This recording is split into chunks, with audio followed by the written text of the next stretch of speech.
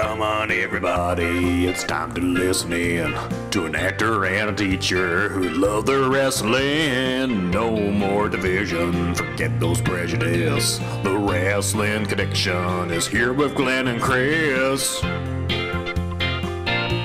Hello, ladies and gentlemen, and welcome to another edition of the Wrestling Connection podcast. My name is Chris, this is Glenn, and we are here for episode number 60. As a landmark episode for us all, and as we always do here on the Wrestling Connection, as we look back at any significant wrestling memories or matches or statistics around the number 60, or just the number in general. But this is episode 60, so what I thought I'd do is I'd run down all of the 60-minute Iron Man matches in WWE history. I knew it. So the first 60-minute Iron Man match apparently took place at a house show 2 days before the first ever Monday Night Raw, January 9th, 1993, in the Boston Garden, as Bret Hart defeated Ric Flair for the WWE Championship 3-2. Who knew? Who knew? I didn't. And then the second one was in East Rutherford, New Jersey, on July 8th, 1994, at a house show, as Bret Hart defeated Owen Hart. I would have loved to have seen that. Oh, yes. By the way, I'm Glenn. This is Glenn. Hi. The third Iron Man match and the first televised one was, of course, Glenn. Bret versus Shawn in 1996. Yes, WrestleMania 12 at the Arrowhead Pond. Now you do the snoring sound effects there, Glenn. Mm-hmm. If you ask the sort of like wrestling specialists and like people in the business and stuff, they look back on this match as an absolute classic, and technically it is a classic. Mm-hmm. But why do you do the snoring noise there? Because I feel like a lot of people agree with you. Because it's that beautiful. It's the match doesn't grow. I actually would say there are some good technical physical moves, but the match actually doesn't have a story. And for an Iron Man match to work, I feel like I've just done one myself. Still getting warmed up. There you go. It's been a long time since episode 59. I know. For an Iron Man match to work, you should look to either Triple H and The Rock or Kurt Angle and Lesnar, two of which I'm sure you're going to mention soon. Yep. Because those are matches which grew. And even Randy Orton and John Cena. Absolutely. Those are matches which grew and evolved and told a story. And it baffles me that Shawn and Bret, who with other opponents could have, like, they could have a match with a broomstick and tell a story. But as I went off on one a few weeks ago when I thought you'd said Bret and Shawn instead of Bret and Owen, right? I have always maintained that they're held up as this great rivalry. But I think what people are confusing are the two faces of the new generation with good rivals. You know, the Austin and The Rock were faces of their generation, but also good rivals. Bret and Shawn were faces of the generation, but they were not good rivals. They never had good matches. I'm sorry, not in the marquee sense. Like, well, I mean, I think people look at it like Punk and Daniel Bryan, right? Like the two best in the ring at the time. Yeah, put them together and they have these great matches. Now, Punk and Bryan had some good matches, and I will say, I think Michaels and Bret Hart did have some good matches, but maybe not to the degree of, you know what I mean, like these 5-star classics that are maybe looked at as. That match, if it hadn't been an Iron Man match, if they'd been given 20 to 30 minutes, I bet it would have been much better. Yeah, main event of WrestleMania and everything. It would have been really cool, yeah. And I have actually watched and sat through it a couple of times in my life. It is the same thing for 60 minutes. There is no growth. There is no evolution. It's great wrestling, but divorced of a really good story and divorced of any like physical story being told in the ring, it's nothing. And now look at my favorite match of all time: Triple H and The Undertaker in the Hell in a Cell with Shawn Michaels, ironically, as the referee. That match is what, 18 minutes, 20 minutes or something, 30 minutes maybe. Yeah, it's need a 30. Yeah, need a 30 minutes. But that goes and that tells a story in terms of pacing. That is a really good match. The I'm trying to think of another recent one that I've seen, which is a great example of that. I mean, a lot of the Angle Benoit matches grew and evolved, you know. So I just think those guys are two of the best of all time, but they were never their best with each other, and that's just, you know, that is just my opinion. But if I want to watch a good Shawn Michaels match or a good Bret Hart match, I'm going to look to them wrestling the likes of Owen Hart, Steve Austin, Mick Foley, yep, Davey Boy Smith. That's what I'm looking for, you know. Fair enough. Yes. I know what you mean about the not being any story. I've not watched it in a long time. I think like the point of the match at the time was supposed to be like these two great wrestlers just can't beat each other. You know what I mean? Yeah, I got it. I mean, but I mean, in terms of like someone being injured and then kicks out at the last minute, and then they fire back or whatever. Like, I mean, look at Brett and Austin at WrestleMania 13. Like, that's a story. You know what I mean? Yeah. But yeah, okay. So there you go. Shawn and Brett at WrestleMania 12. Then we have Triple H and The Rock at Judgment Day 2000. 4 years after the last one. So I wonder why they left it so long. Maybe they were like, oh God, like it's this classic match or whatever, but they left it so long. And Triple H and The Rock, and we had never seen an Iron Man match like this before, because the final is 6-5. 11 falls in one match was like unheard of for WWE. SmackDown versus Raw, WWE SmackDown versus Raw video game Iron Man match, with those kind of results. And I think the reason why we didn't see it for so long is because the Attitude Era by character was for people like me with terrible attention spans. Their matches in the Attitude Era were, short and snappy with a 20-minute main event. Right. At the longest, you didn't get many long main events back then.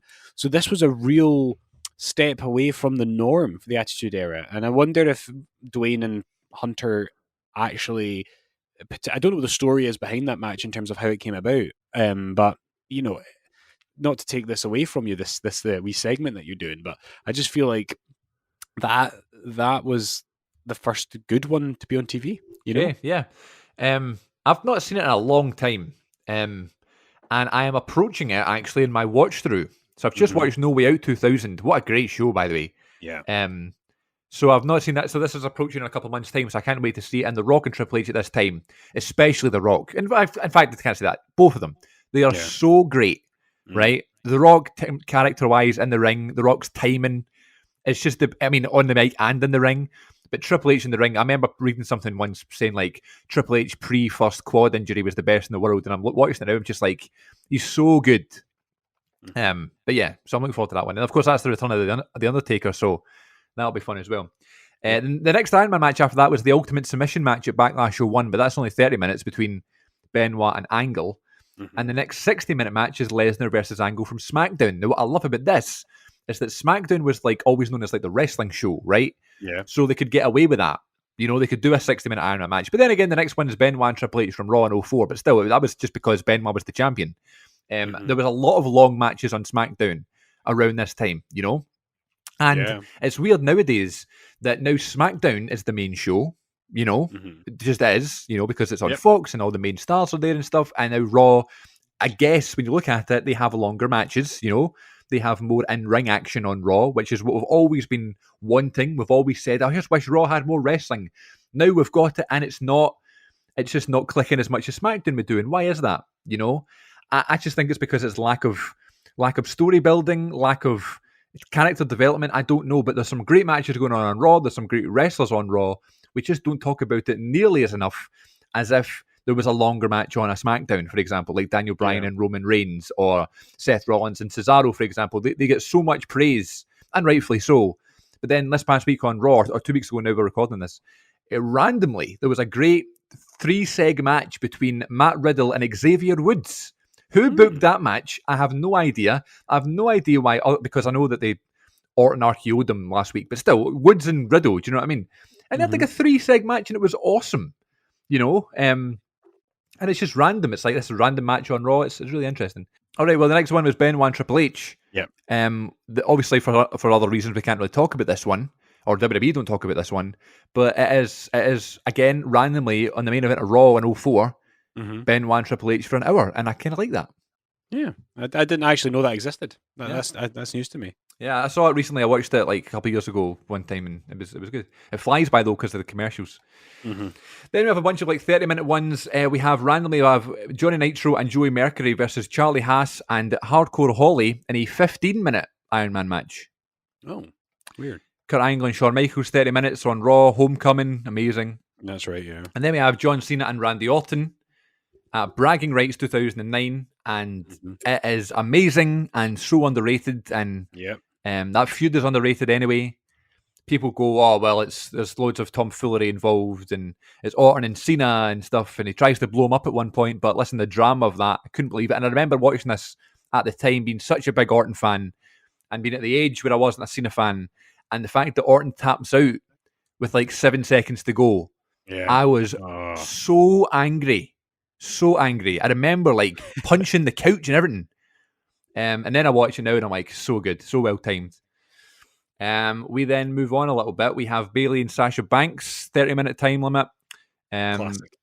We have Charlotte Flair and Sasha Banks at randomly roadblock end of the line pay-per-view. Cesaro and Sheamus versus the Hardy Boys. These were all 30 minutes. That was a Great Balls of Fire. And then we had Dolph Ziggler and Seth Rollins for the Intercontinental title at Extreme Rules 2018, which broke my heart because the crowd ruined this match. Do you remember this one?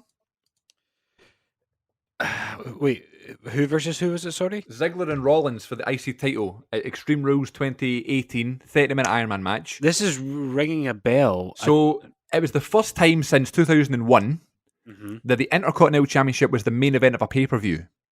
Yeah. Right? Main event, right? Or Rollins and Ziggler. 2 great wrestlers, 30-minute time limit. Every 10, like when it got to 10 seconds left of a minute and the clock was on the Titantron, the crowd started doing the Royal Rumble countdown. Oh yeah. So it got like 17 minutes, 59 seconds, 58, 57, 56, and it totally ruined the match. The crowd were not invested in the match. There was no reactions because people were too bothered trying to make each other laugh and get over with the crowd and get over with themselves. And I remember Rollins actually tweeting after it saying, "You let me down tonight, Pittsburgh," or whatever. You know? I remember now. Yeah. Yeah, I do. so that's a really shame. That's a real shame. Do you know, I'm with him on that. Honestly, like I'm a big proponent of you pay your ticket, you can do what you want. And listen, course. I was in the crowd taking part in Hey Bailey, I Want to Know He'll Be My Girl at Raw in 2016. But I think the difference is that wasn't a match. It was a bit of a bad segment. It was promo, yeah. And this is a pay-per-view match. And if you'd given the guys a chance, Main event, by the way. yeah, I don't know. I just And then when's the next time we're going to see an Intercontinental title main event? Probably never. You know? yeah. Which Which is pay-per-view is that again? Extreme Rules 18. That's right. And then this is going on way too long, but I just thought it'd be a fun thing to do. The most recent 1 hour match, 60-minute time limit match in WWE history was NXT Super Tuesday. Finn Balor, Adam Cole, Tommaso Ciampa, Johnny Gargano, where there was no finish. And Adam Cole and Finn Balor tied and they had a great match the week after. But things like that, I love the fact they can just do it. You know, why not? Let's have a 60-minute time limit match. Who cares? I wish they would use some stipulations a little bit more. But then again, the Iron Man match, there's only been 18 in WWE history. It's still rare, unlike the Hell in a Cell or the Elimination Chamber that we talked about a couple weeks ago. Yeah. I always enjoy the Iron Man match. And I think my favourite stipulation, maybe not my favourite stipulation, but I always love a 2 out of 3 falls match. You know, because that always goes like a good 20, 30 minutes, you know. Whereas sometimes when you watch these Iron Man matches like Triple H and Rock and Lesnar and Angle and stuff, there's like 11 falls or whatever, you know, which is fine for the match, but like you go, okay, really? But yeah, so have you got any favourite Iron Man matches after we read them all there? Do you know, revisiting my mind, you've neglected to mention Triple H and Curtis Axel on Raw in 2013. Okay. Yes. Do you remember that was a very short-lived Iron Man match that didn't actually happen but was announced? But no, some of those I'd forgotten about, like the 30-minute ones, the 15-minute ones. I think it's probably Bayley and Sasha, but a very close second being Randy and Cena. I think that's just I think the formula had been perfected with those two. And there's probably some smarky fans who would be pulling the hair out of me saying that. But do you know what? Go and watch Brett and Shawn. If that's what you like. Away you go and go and watch Brett and Shawn. Right. Anyway, so this is episode 60, ladies and gents. I hope everyone is doing well. Thank you for letting us record and be speaking into your earphones for 60 weeks in a row. I know. Glenn, how are you this week? Congratulations on making it to 60. Thanks very much. You know, in Shakespeare terms, we call that 3 score, making it to 60. Right. But yeah, no, I'm good. I am tired still, approaching the end of term still. But we're now in the month of June, so the end is in sight. And don't get me wrong, I love teaching, but it's been a very difficult year. These bloody teachers, what they do, sitting at home drinking wine, whilst they're doing the marking, all the bloody holidays, schools were shut for 6 months, what they do? Shut up. God. Welcome to another edition of the Royal Grumble. I enjoyed doing that last Yeah, week. we should have done that for Brett and Sean. Oh yeah, well it's too late now. It's gone. It's over the top rope, mate. It's done. Moments past. Moments past. That's the metaphor. Like once we've moaned about it, we can't go back to because it's been eliminated. It's over the top rope. Okay. So this week in the Royal Rumble, I'm going to eliminate. Bleh. It's like Room 101. There you go. Okay. No- Sorted. Oh yeah, we've got a segment maybe. I'm doing really good though, man. I'm fine. I'm happy. The weather's good. Heat wave weather this week. It's What a been difference it 20 makes. degrees. What a difference 20 it makes. 22 degrees it was on Wednesday of this week, the first week of June. So there you go. I was outside sunbathing with a couple of drinks, and we're in tier 2. So, and hopefully by this time you listen to this, tier 1. Yeah, I hope so. So something else I wanted to mention, we're going to do some Q&A questions for this episode, ladies and gents. Hope you enjoyed last week's Rey Mysterio story. Oh yeah. But something I wanted to do last week, which we never got time to do, was my top 5. And we recently said goodbye to the voice of Monday Night Raw, Adnan Virk, who was a member of the Raw broadcast team for about 5 weeks. Mhm. What did you think of Adnan's work? Did you enjoy him being on Raw? And what did you make of him being released after 5 shows and a pay-per-view? I very much enjoyed his work. I always thought that he was going to kind of grow into the role because who doesn't, you know? Yeah, guess he just decided it wasn't for him, and that's a shame. But all the more power to him. You know, it takes a real confident individual and a person who knows what they want in life to be able to make those big decisions. And he can always say that he did it. You know, how many Right. people in life can say I called Monday Night Raw for 5 weeks and all the power to him. So sorry to see him go, but if it wasn't for him, it wasn't for him. And I'm sure he'll go from strength to strength, you know? The whole process of it was really confusing to me because usually there's like rigorous training and shadowing, and they can't make their mind up on who's going to do it. And you know, you do main event for about a year, you know, to kind of get into the rhythm of it and understand how it's going to work and stuff. And then you go, here's this poor guy, right, who is a very experienced sports broadcaster doing baseball, ice hockey, and basketball. Great for him. But I don't know how you would think that calling baseball, ice hockey, and basketball is anything near to calling pro wrestling, right? And the sad thing is, being the voice of Raw or SmackDown isn't really being a wrestling commentator. You have to like tell the stories, and you have to follow Vince's instruction, and you have to get the catchphrases in. You have to make sure you don't say certain words. Like Corey Graves and Byron Saxton and Beth Phoenix and people like that, and Excalibur even on the AEW. They're like the wrestling commentators, you know. They're the ones that call the moves and stuff. The lead announcer is the one that tells the story. They're the ones that aren't allowed to say hospital. They aren't allowed to say contest. Yeah. They have to say certain things. And they can't say certain things. Which is a skill that only a few people have mastered. You know, JR, Michael Cole, I'd even say Tom Phillips, who's just been released as well. Jerry Lawler also mastered that, I would say, at times, even though he wasn't really play-by-play, but he got the system, you know? Yeah. So I don't know what they were thinking. This Adnan guy seems like a really nice guy. He seems like he's a hard worker. He's a wrestling fan. You just can't throw someone in like that. So they've got Jimmy Smith in now, the MMA guy, who's got a great voice for commentating combat sports. But he's never done Raw before. He's never commented. He's never done WWE before, main event, superstars. I just think like it's going to be another 5 weeks. You know what I mean? But hear me out. On the other side of the coin, I don't know I know where I stand with this, but what do you think of Pat McAfee? I feel like he's grown into it, and I quite like him because he's kind of like a character. You know, a bit less like, I mean, Graves is a more calling moves as well, I guess, but I like him. I didn't love him at first, but I think him and Cole have got a good thing going because Graves and Cole had a really good chemistry, actually. So it's going to be hard to replicate that, but I don't know. I quite like him so far. What about you? I love him. I think he's great. I really enjoyed his work. Only because I don't really watch the TV week by week. I only really started to really get to know him as an announcer at WrestleMania Backlash. But, yeah, really enjoyed it. At first, when he was doing like the SmackDown stuff, he was just kind of like I felt as if he was a bit annoying, like he wasn't sitting in the seat because he was on his feet the whole time. He's like, "Oh, this action's so good, I need to stand up," and I was like, "Right, sit down, you're the commentator."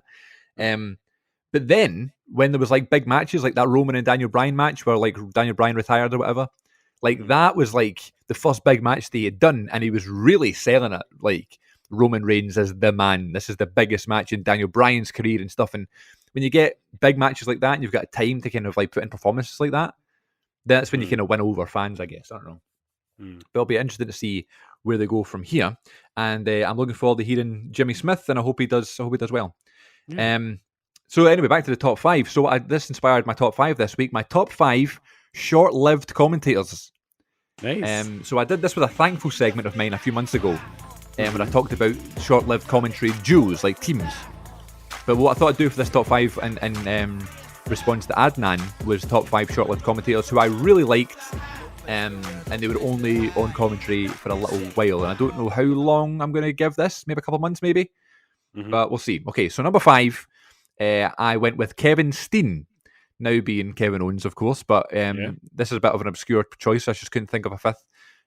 But back before he signed with WWE, he used to do some main event matches in PWG with Excalibur. And what I loved about what PWG used to do was like they'd have their matches, and then some of them would go and do the commentary for the rest of the matches. And I just like that dynamic. Like one person just had a match and then went straight to the commentator booth. And between like 2011 and 2015, PWG was so hot, and they were in like that arena, that Reseda, California arena, which the Bucks talk a lot about in their book, just being like this absolute dream location to be. The crowd are just there on top of you and so energetic and just brilliant. So Kevin Steen would always go up. It would be him, Chris Hero, Roderick Strong, Chuck Taylor. Like, these would be like the kind of recurring ones that would always go and fill in the commentary role with Excalibur for like the main events. And Kevin Steen was always my favourite. He would always crack funny jokes and stuff, and because he would always know the wrestlers that were in the match, of course. So I thought he was really good. And I think anytime he's done guest commentary on SmackDown or Raw, you've kind of seen those kind of witty kind of anecdotes. He did in NXT recently too. He was full of these wee jokes as well. So I think he's a really good commentator. And I think that is something that he could maybe go into when he decides to retire. Also, someone who puts lots of funny jokes here and there. Around 2010, when he was a guest because he had an injured shoulder, I believe. My number 4 pick is CM Punk. Do you remember Punk on commentary? Yeah, I do. I very fondly remember him on commentary. So many obscure references, inside jokes about Vince McMahon commentary, jokes about Bret Hart moves, lots of things like that only like the smarks would get, and that just made people fall in love with Punk even more. Getting a chance to show his personality. And I know he didn't love the gig. I know he wanted to take some time off and they wanted to keep him on TV and stuff. But I thought he was great at it, actually. Yeah, definitely. He did a lot of independent commentary too. Number 3, Jonathan Coachman, friend of the show. And the reason, although he has done, like, I wouldn't say necessarily he's a short-lived commentator, but the reason I put him on the list is because he's very versatile to the point where he was able to slip into any role when they needed him. You know? So, like, in 2008 with Michael Cole, when Mick Foley left, and then he did some stuff on Raw with Graves and Cole in, like, 2018. When GR got sick back in 2003, Coachman jumped in there with King and stuff. Like, he calls No Way Out 2003 with Jerry Lawler before Austin comes back, That's right. Which is crazy to think about, really. But so, Coachman, friend of the show, Coachman, hope you're well, Jonathan. Number 2, I have Mick Foley. From 2008, I talked about him previously. I really liked Mick Foley's commentary. Do you have any memories of Foley on commentary on SmackDown? First time I got used to him in commentary was at One Night Stand, and Insukiri! I enjoyed that. One Night Stand 05 when he did it with Joey Styles. But in terms of, because I wasn't watching week by week TV, I didn't exposed to a lot of his 2008 commentary run. I remember being delighted about it, and I wish it lasted longer. But it just makes me sad because I read, I would then go on to reading his book about how it made him feel, And absolutely. But he was really good at it. I really kind of wish he'd done some more. But of course, mental health comes first. And number 1, my favourite short-lived commentator. Can you guess? Booker T? No. Taz? No, he's not short-lived. He's short-lived. Neither's Booker T. Don't tell me. Mike Adamle. No. Between February and November 2001. Oh, of course it's Paul Heyman. Paul Heyman, of course. One of the best commentary teams ever is Paul Heyman and Jim Ross in 2001.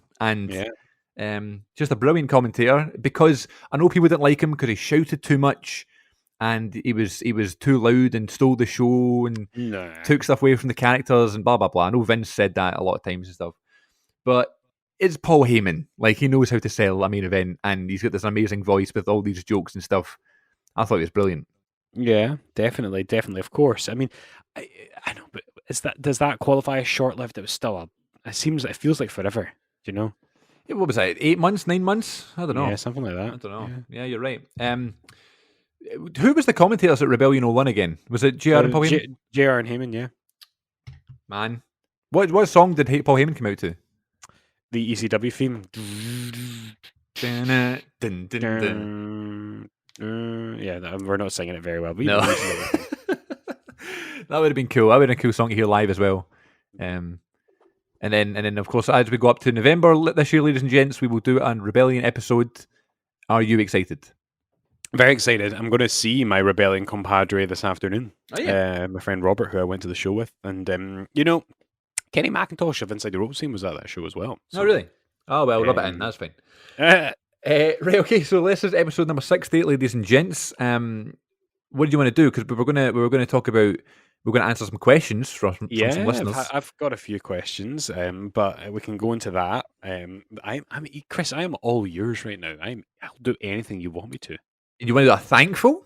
You want to do a Royal Grumble? I feel like I've grumbled enough. Let me see my thankful list. Hold on. All right, okay. Because that list is weaning thin now because I've been going through it all these last few weeks. Keep adding to it though. Keep adding to it because sometimes it just comes to you. You know, you go, that would be a good one to talk about. Thankful. So, okay, I've got a couple. So we did that one. Hold on, we did that one. We did that one. We did that one. So tick those off a list. So there's now one. I've got 3 options, Chris. So should I? No, we don't. So we've got 2 options. So just give me 1 or 2. 1. Cue the jingle. What I'm thankful for in wrestling this week. Ooh, yeah.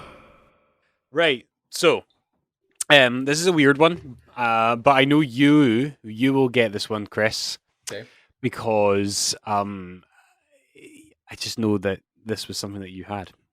I'm thankful for very particular video game end credits in certain wrestling games. Okay. So my first one that I'm going to go to is SmackDown 2 Know Your Role on the PlayStation. I would like the episode to end with these end credits. Okay. Please, Chris. You'll find it on YouTube. So you do the career mode in WWF SmackDown 2 Know Your Role, which isn't much of a career mode. It's just like working your way up for a ranking system, really. And whether you win the WWF Championship as Triple H, The Rock, or Paul Bearer, you get these end credits, and it's glorious. And it's this theme song, which parts of it were later used in the Hall of Fame theme. But it's not like parts of it were sampled into that, but not the whole thing. So it's a separate piece of music, which they have recycled in video packages every now and then. Shall I play it now? Play it now. Oh, it just gets me every time.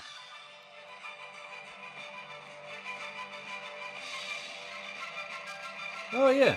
I used to watch this over and over again for the TV clips that are in it. I don't know this one. I've never seen this before. And then keep it playing, Chris.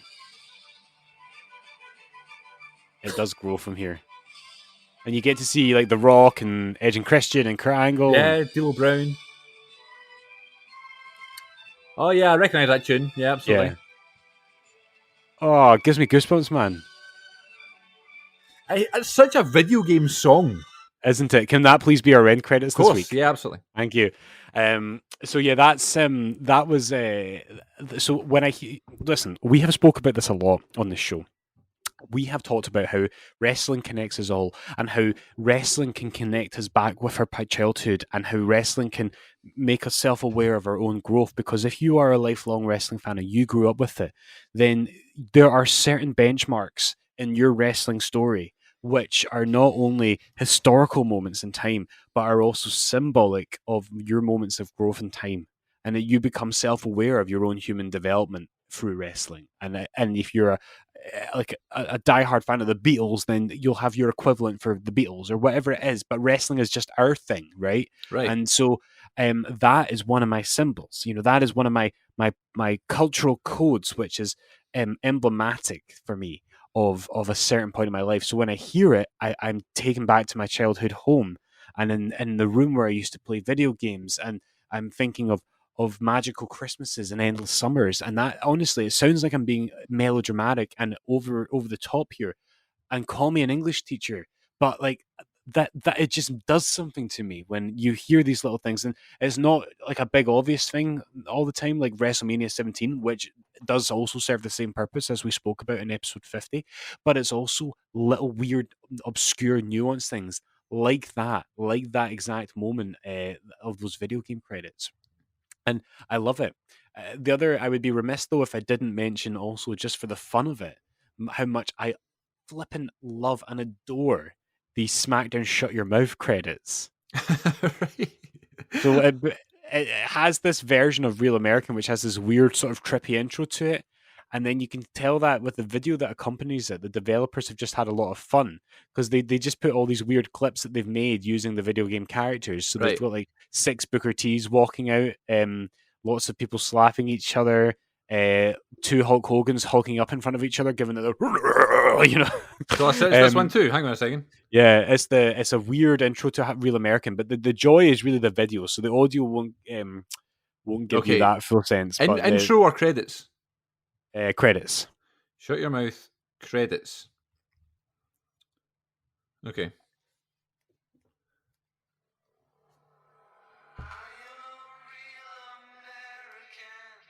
Fight for the rights of every man. Mhm. Ironic.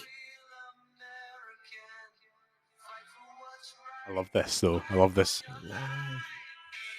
Yeah. Oh, it's like artwork. Yeah. Oh, it starts off like that, and then later on in the credits, much later on, it gets into like the weird clips, and they do this thing with, because it plays the Beautiful People. Oh yeah. And you know that bit in the Beautiful People where it goes, "Ooh!" They do this thing where they make all the characters mouth along to the. Oh, really? Okay, I'll watch It's that. I'll watch that after. Yeah, it's a real laugh, honestly. I love it. Well, It's treat yourself. so funny how we things like that. I think that about TV show credits because it's like a different version of the intro song or the theme song, and almost like the kind of instrumental versions of these songs. They almost stick at the back of your mind and reminds you of a childhood. You know, like for example, Yeah. we've just had the Friends reunion. So sometimes during like the that was credits, so good. oh my god, it was the best. They would play like kind of like an instrumental version of the theme song, Yeah. you know, and just hearing that is almost more nostalgic than the actual theme song itself because you Mhm. hear the theme song so much, you only rarely hear that one, you know, and it takes you back to the time when you first heard it and stuff. So that's interesting. Yeah, I like that. I had no recollection of the Shut Your Mouth or the Know Your Role credits, although I did enjoy both of those games. So very good, very very obscure of you, my friend, and I'm happy you brought it up here on the show.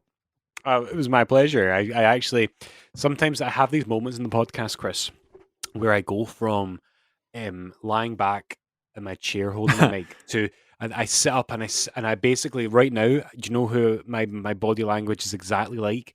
CM Punk at the Las Vegas pipe bomb promo. Like that, I sit up like that, and I've got my legs crossed, and I'm holding the microphone in my hands right up to my mouth, and that's like me getting wound up and passionate. And I started this episode being like, this is fun, I like this, but I'm not too energetic. And then I start talking about those flipping credits, Chris, and I'm riled up. Hey, Cal Cabana, how you doing? Right, let's answer a few questions. Glenn has got a curfew in this episode, so let's not keep him too much longer. And I also have some questions that were submitted to me privately, as opposed to on the public Twitter. What is our Twitter, Chris? The Twitter is at WrestleConnect1. We're always tweeting about current wrestling stuff. We're always tweeting about what we're watching, talking about current wrestling news and events. I just saw that SummerSlam is now going to be on a Saturday night this year, which means that Glenn can stay up late and watch it. Woo woo! Yeah. August 21st, yeah, for some reason. They've not announced what it is yet, but there you go. And so yes, so you can get us on the Twitter and you can tweet us about your thoughts on the show and about wrestling and stuff like that. We're always happy to collab on there. And I have a couple of questions. We don't have loads, but that's okay for this episode. We can take our time with the answers. Would you like to go first, or will I go first? I'll start with one that I got sent to me from an old pal. So this is from my friend Andrew. And he is asking, and we will either answer this quickly or we'll have some time with it. And it's the kind of thing that we've touched upon before, but I like it. He's asking to both of us, who's your favourite wrestler which didn't quite make it, and why didn't they make it? Oh, God, good question. You're going to go first, then. I need to think with this. I mean, I feel like I'd steal your thunder. I mean, I've got a few that I could think of. Raven. Raven, absolutely. So much potential in the character, just WWE just didn't know how to deal with the character, right? The Raven, done correctly, could have been the next Sting. Yeah, I think you've said that before. Yeah. God, there's loads, man. Regal is probably up there for me. So entertaining, great in the ring. And then you can look at wrestlers that were like really good in the ring, but just didn't really connect with the crowd. For most of his career, that was Cesaro. Cesaro, absolutely. I was just thinking of Cesaro, yes. But I don't want to say he didn't make it because there's still time. Yeah, he's doing good stuff now. Yeah, that pay-per-view main event recently was great. Yeah, God, that's a really good question. That's almost an episode we could do a whole episode on if we prep some answers. Yeah, definitely. Yeah. Good. What about our boy Maven? Maven, yes, but I think Maven's just our boy, though. Do you know what I mean? Like, it's not as if we saw Maven and went, he's going to be the next John Cena or whatever. Like, we just, or not, maybe not John Cena at the time, but he's going to be the next Stone Cold Steve Austin. We didn't say that when we first saw Maven, but we just like him. Yeah. Anyway, next question, please. Right, next question is from my friend Fraser. And Fraser said, what is your favourite WrestleMania set? Favourite underrated women's wrestler? And favourite underrated tag team. So it's three. That's three questions, right? My favourite WrestleMania set. It's a toughy one. I know everyone loves 33, and I do absolutely love that. But I'm gonna go ahead and say that my favourite WrestleMania set is. Do you know what? 18. I love WrestleMania 18. Really cool. Yep. Yeah. What was the other question? Underrated women. Well, let's do the one at a time. So, WrestleMania set for me, I would go 33s I don't know if it's my favourite one, but it's probably the most epic. It's ridiculous the thought they put into that, right? So that one's great. I love WrestleMania 20 for its simplicity. Mm-hmm. I love WrestleMania 22 for the not simplicity. I'm sure that was difficult to build, but they just built like Chicago buildings inside the arena. I thought that was really cool. Mm-hmm. WrestleMania 17, of course. WrestleMania 19, of course. Really cool sets. Mm-hmm. And I'd probably go with something along the lines of like WrestleMania. WrestleMania 29 is amazing too.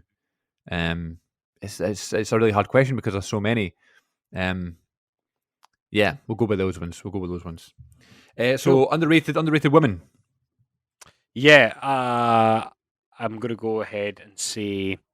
I think someone who was underrated for the longest amount of time, but latterly has on the mainstream been given a lot more respect that she deserved was Molly Holly. And I'm glad because now she's gone into the Hall of Fame, although with an embarrassingly short speech. Yep.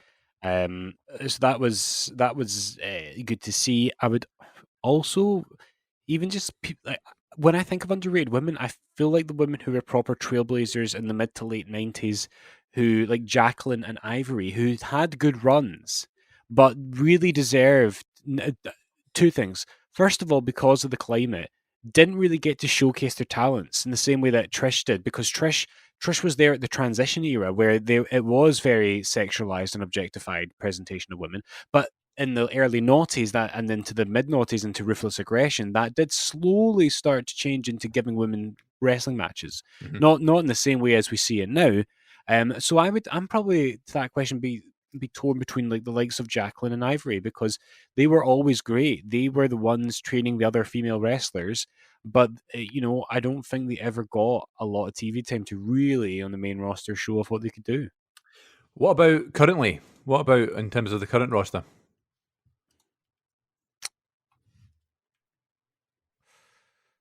I feel like everyone gets a fair whack, but and I don't really know a lot of the NXT wrestlers, but yeah. What about someone like Nikki Cross or something? Yeah, definitely Nikki Cross has had some real great moments in WWE, but I've yet to see anything like recent. So I think she deserves another whack at it. Do you know who's not underrated, but I just can't wait to see what her future holds, is Kaylee Ray. Like she's she's like, talk about one of your boys. Like that's her. Yeah, absolutely. In real life though, not just because she's obscure and weird, like because she's just great, and I've spoke to her a couple of times, and it's just really always followed their career. Absolutely. My answer to the underrated women, I would probably say Victoria, Melina, Mickey James, and currently Tony Storm. There you Oh go. yeah, I love Tony Storm. Big fan of Tony Storm. And the other one from Fraser was underrated tag team. Same sort of thing applies here. He actually said or women's wrestler or tag team, but we're doing both. Currently underrated tag team. Listen, Bobby Roode and Dolph Ziggler are a great team. They've just been thrown together because we don't have anything for them to do, but they're a great team. Underrated, again, we mentioned them last week. American Alpha were a really underrated team. And yeah, the problem with tag teams is that there's so many good ones that were thrown together. Yeah. That only lasted like a month or so, but could have been so much bigger, Things like what about Edge and Jericho? Like that could have been like that was the plan was to go mad with them, but then of course Edge got hurt, Yeah, So that's a thrown together team that were going to be huge, but she's never really had any matches really. But yeah, lots of good ones. What about you? Eddie Guerrero and Tajiri. Yes, good shout. Yeah, good shout. Yeah. Do you know what? I would say Chris Jericho and Christian, because even though they had a good run, they only had that one run, and nobody really talks about them. But they were funny. They were a really good pair, and it was a good story because they went from their 2002 formation, stuck by each other all the way through that Shawn Michaels feud.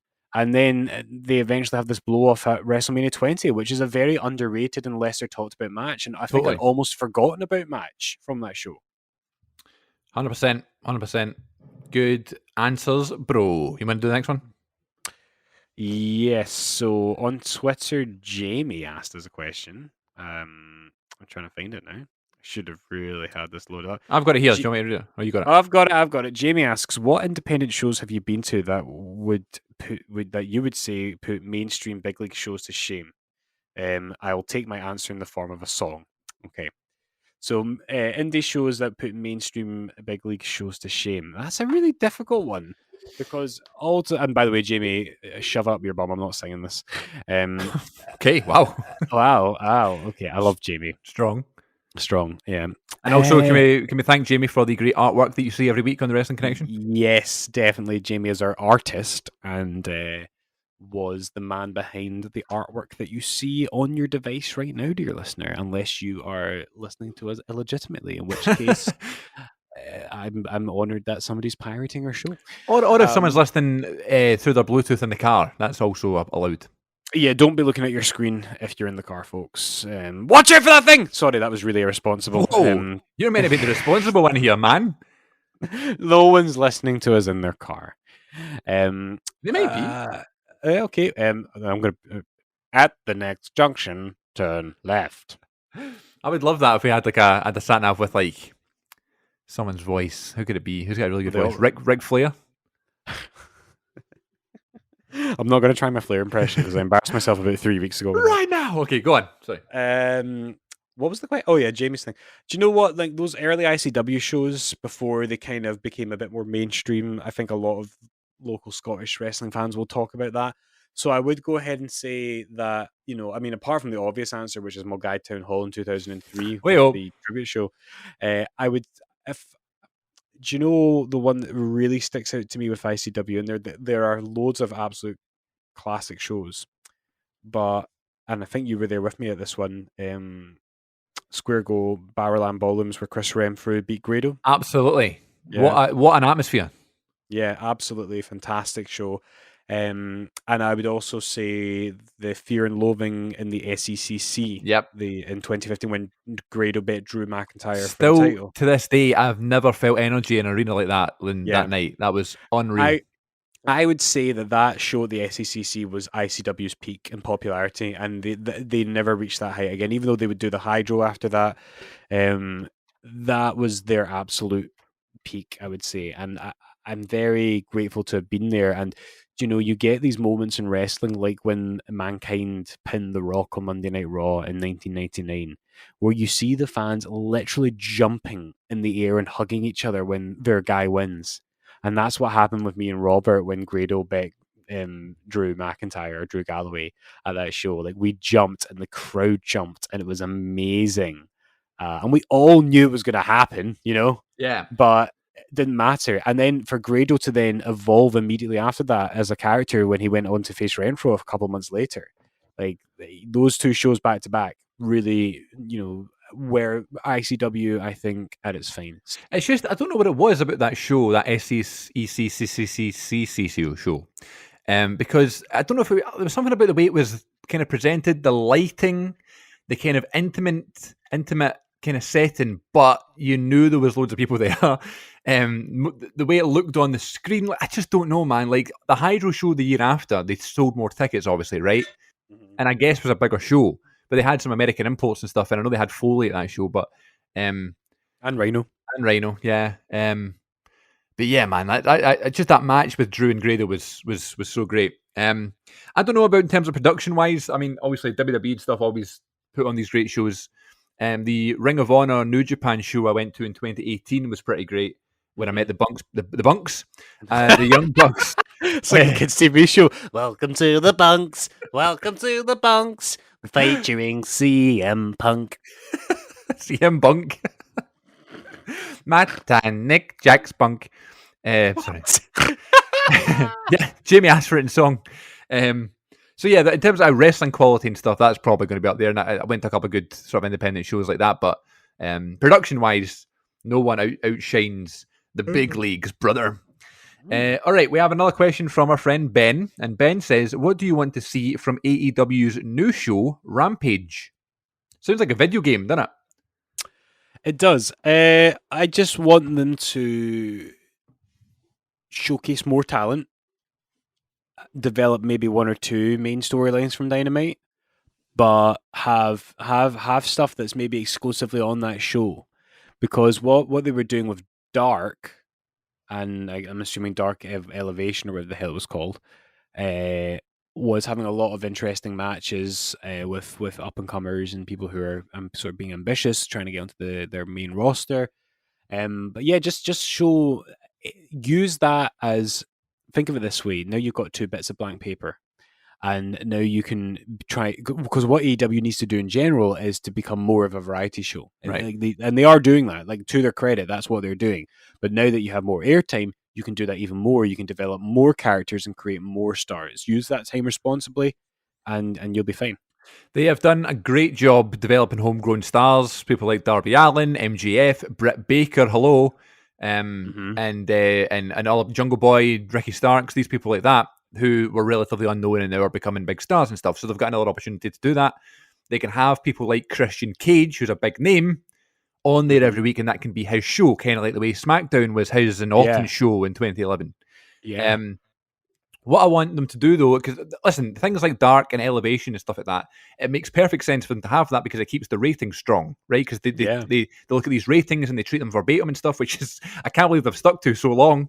Like, I when they were first talking about that before AEW started, I was like, right, okay, well, there's going to be storylined anyway. Like, it's going to be, they're going to work around it and stuff. Even if someone's not rated number one, they'll still have all the matches, whatever. But here we go, Double or Nothing 2021, Orange Cassidy's number one. He's facing Omega. You know what I mean? Like, they keep it going. And Dark's really good for that because you can put a main event star in a match with a local or a trainee or something to give the trainee experience and exposure, but also have the main star get the win. It makes so much sense. What they need to do with Rampage, though, is I do sometimes feel like, and it's the same problem that WWE had before the brand split in 2016. Yeah. There's so much talent, and there's almost too much going on. Yeah. So what they could do is, it's not going to be a brand split by any means, but things that don't make it to Dynamite, it doesn't need to be downgraded to Dark anymore because there's another show in TNT. Yeah, you know? Exactly. So that's how I'm just so happy for AEW that they're expanding in the way that they are. Like, I mean, it's just, I mean, I know in terms of amount of viewers, that's what people look at. Like, they're like, okay, well, Nitro did 6 million viewers and AEW aren't even doing 2 million. Like, but that's not the point though. Like, it's the fact that the ad revenue that's coming in, the demographics, the merchandise, the buzz online is even bigger now than television numbers. You know what I mean? The UK following, there's more viewers in the UK almost than there is in America. It's crazy.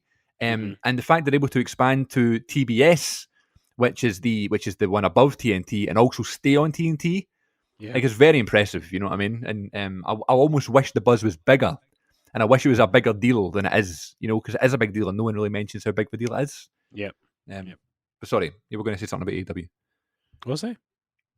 I just like could, AEW. could you just said that you're happy for them or something? I don't know. No, I'm just I'm just happy that they're expanding. I think it's. I was worried that. I was just worried that they weren't going to really evolve Right. from what they started out as, and I think they're consciously trying to do that. You realize if you want to expand, you have to keep doing what brought you to the dance, but you also have to add more to bring more people in. You can't just do the same thing bigger and louder and think, oh, that'll get more people. That's not how it works. You need to have more on your plate to appeal to more people. You need to add a vegetarian option and a vegan option. You need to have Nice. halal. You need to have a bit of everything. Yeah, that's why the stuff like with Jericho and MGF a few months ago when they were doing like the singing together and stuff, like I loved that stuff because it was like that little bit of break from just we're a great wrestling Exactly. company, you know? Yeah, that for me, that segment was really epitomized. For me, that was the first point where I thought, right, this company, if this is the kind of thing, if they're open to these, and that was definitely like a Jericho idea. I mean, you can course it just was, tell yeah. that was, but if they're receptive to that, when Jericho brings in and comes with all these years of experience in WWE and WCW, which he didn't shine in WCW, but not for full of trying. That's a good thing. That gives me optimism. I love that segment. I watch it regularly. It's so good. It's so good. Have you got any other questions? I have no more. I am running out of time though. But Yes, we will do. We'll do this last one, then we'll let you go. Ruby. Okay, we have our friend Eli, who says, "What are some of your favourite matches of the year so far?" I've got a list. Well, I'm going to say Roman Reigns and Cesaro at WrestleMania Backlash, Sasha and Bianca at WrestleMania, and even going back earlier in the year, I think I can find my list here. Some of and this is going back to really early 2021. Omega and the Good Brothers versus Rich Swann, Chris Sabin and Moose at Hard to Kill. Yeah, good match. The Roman Reigns and Kevin Owens at Royal Rumble. I loved that match. Me too. Gargano versus Kushida at Vengeance Day NXT Takeover. Dakota Kai and Raquel Gonzalez versus Shotzi Blackheart and Raquel versus Shotzi Blackheart, Raquel Gonzalez. I'm missing a woman there, but there was the Dusty Ember Ember Moon. Moon. Yeah, basically the women's Dusty Club final. I thought was excellent. Yeah, so those are some of my favorites this year. Nice. I like how formal that was. They just got them on hand. Yeah. I tweeted recently that if you were to ask me my top 5 matches of the year so far, Roman Reigns would be in 4 of them. That's amazing, isn't it? So it would be the Daniel Bryan match at Fastlane, the Daniel Bryan match on SmackDown, the Cesaro match, the WrestleMania main event, and my 5th one would probably be Sasha and Bianca at WrestleMania. There's my top 5, probably of the year so far, but there's loads of good ones. And hopefully now with crowds coming back and stuff, not only are we going to have that great in-ring action that we love so much, but the reactions from the crowd and stuff are going to make those matches even more special. So I'm looking forward to that big time too. All right, well, sadly we're out of time because Glenn has to run. I do. I'm going to go. I'm going to go outside. Yeah, it looks nice enough. I'll go for a walk. Yeah, we're only a few minutes shorter than last week. Exactly. Yeah, that's all good. That's all good. All right, guys. Thank you very much for listening to episode 60 as we continue to evolve here in our podcasting library. Make sure you check out all the previous 60 episodes you want to. And we'll be back next week for another installment of the Wrestling Connection. Glenn, thank you very much for your time as always. What would you like to say to the listeners? I would just like to say thank you for listening and enjoy the glorious sounds of the SmackDown 2 Know Your Role end credits. Take care, folks, and always be glorious.